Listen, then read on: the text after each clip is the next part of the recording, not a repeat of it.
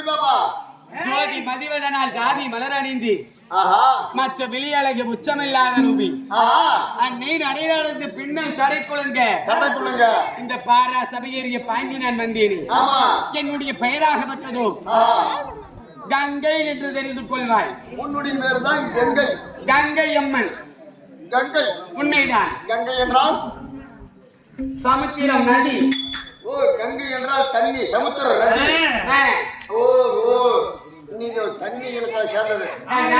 இந்த உலகத்துல இந்த அம்மா இல்லைன்னா தண்ணியே இல்ல. அண்ணா அப்படி கங்கையாக நான் இருந்திட்டாலும் நான் முன்னே போல ஒரு தாயினுடைய அங்கத்திலே பிறந்தேனா நான் எப்படி பிறந்தவள் தெரியுமா? நான் அம்மா உங்க அம்மாவுக்கு புறத்தை பார்த்துக்கிட்டேன்.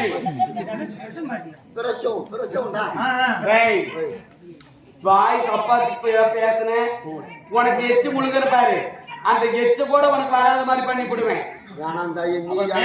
கீழே வராதா மேல வறண்டு சாவுவ, கீழே கட்டி சாவுவ. தெரிஞ்சுக்க, மேல வறண்டு சாவுனா இந்த தொண்டை தண்ணியாகப்பட்டது ஒரு ஈரப்பதம் இல்லாம நான் வறண்டு செத்து போவேன். கீழே கட்டி சாவுனா கீழே இருக்கிறது பாரு சிறுநீரகமாகப்பட்டது. அந்த சிறுநீரகத்தையே வராத மாதிரி பண்ணி விடுவேன். அப்படி கட்டி கட்டி வச்சிருவேன். நீ மூத்தரத்தை மட்டும் நான் எப்படி பிறந்தவள் தெரியுமா?